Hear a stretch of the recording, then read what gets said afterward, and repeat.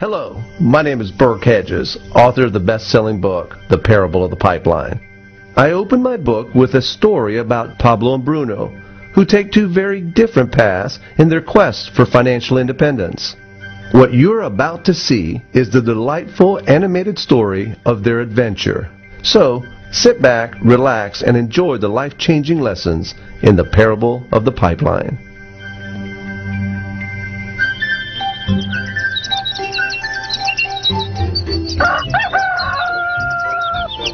Far away, in a small village, near a beautiful valley, lived two friends, Pablo and Bruno. They were both young and dreamed of a better life for themselves. They'd often discuss their dreams about how they would become the most successful men in the village. They weren't afraid of hard work, and they searched for opportunities to help realize their goals and achieve their dreams. One day, an opportunity presented itself.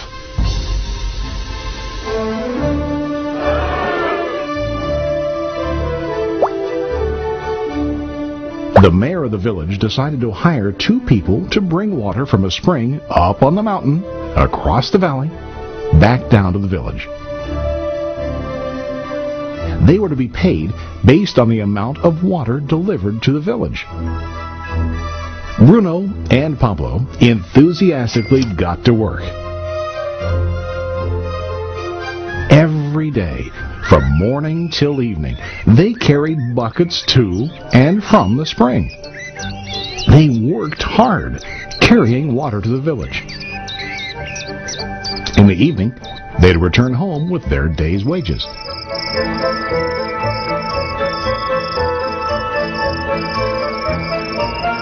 Bruno was satisfied with his work and the money he earned. He was sure that with this work he could achieve his dreams. Bruno thought that to increase his wages he could use bigger buckets to bring more water each trip.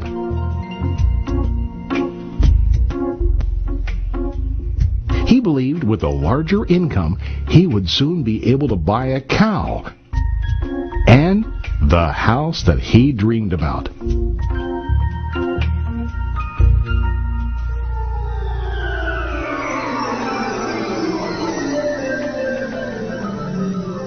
Now, Pablo was not satisfied.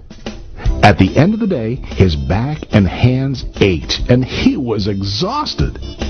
He was looking for an easier way to earn more. One day an idea occurred to Pablo. He imagined building a pipeline to deliver the water from the mountain spring to the village. With this pipeline, he could get more water to the village without carrying buckets back and forth from the spring to the village. Soon, he got very excited about his idea and began to plan. Pablo, of course, shared his idea with his friend Bruno and asked him to join with him to work on and help build the pipeline. Bruno thought the idea was crazy. All Bruno could think about was what his money could buy today and how to get it quicker. He felt that building a pipeline would slow him down and delay him in achieving his goals. Instead, Bruno got bigger buckets and went more often back and forth, fetching water. He was sure that with this method, he could make more money. Pablo decided to build the pipeline on his own. He understood that it would not be easy to build, and it would take time to complete the pipeline. Pablo knew that it could take several years to finish, but he set his mind on his goal. Every day he worked and carried water like before. But on weekends and during his spare time, he worked hard to dig in the rocky soil and build his pipeline. In the first month, there was little to show for his work.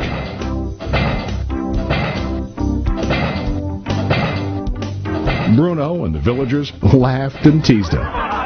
They called him Pablo the Pipeline Man. During this time, Bruno's income doubled. He already bought a cow and a bigger house. His lifestyle changed. He now spent time after work in the bar, enjoying his hard-earned wages from delivering water.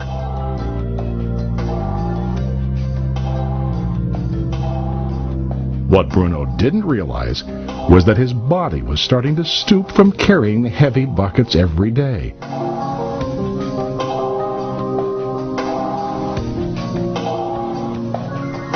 His face looked worn and his body tired. Soon, he began to carry less and less water due to the wear and tear on his body.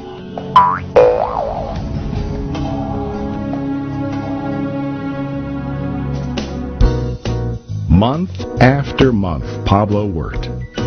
Soon a year passed, and then a second year. Finally, Pablo finished his pipeline. He now used his pipeline to deliver water to the village instead of carrying buckets. Pablo was now earning more money than ever before. The water continued flowing to the village, while Pablo wasn't working. While he slept and ate, the water flowed. Pablo was happy and proud of his insight, persistence, and hard work. Now his income flowed as long as the water flowed through his pipeline.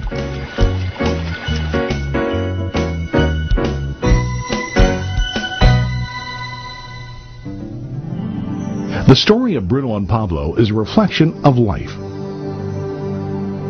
Their jobs symbolize what most people do to earn money. Bruno gets his money using buckets. He goes back and forth, carrying his buckets from the spring to the village in exchange for money.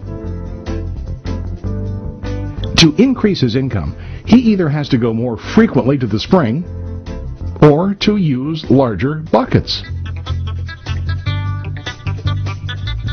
It's common in real life to increase our income by working harder. For example, working overtime or getting a second job. We also increase the size of our buckets by accepting a higher paying position, which often includes spending more time on the job. Most of us exchange time for money like Bruno. We know that every person has only 24 hours in the day and that it's not possible to use all our time to work. The most difficult time comes when we can no longer exchange time for money due to age, health, or other reasons. Then, our income stops. Now let's review what Pablo did. Very wisely, Pablo did not exchange all of his time for a limited income, but he used some of his time to build a pipeline. He knew that the pipeline would bring ongoing income as long as the water flowed. An ongoing income that multiplied the time he worked each day.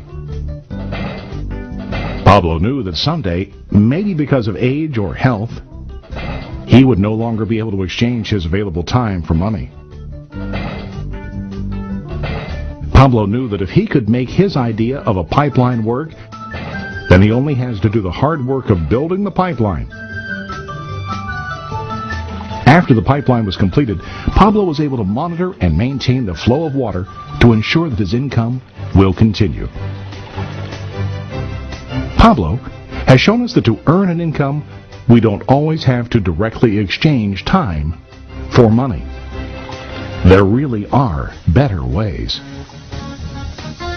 How about you?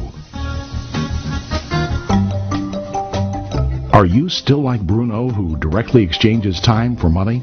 Or do you want to be like Pablo, building and maintaining a pipeline for ongoing income? If you are interested in the idea of building your own pipeline,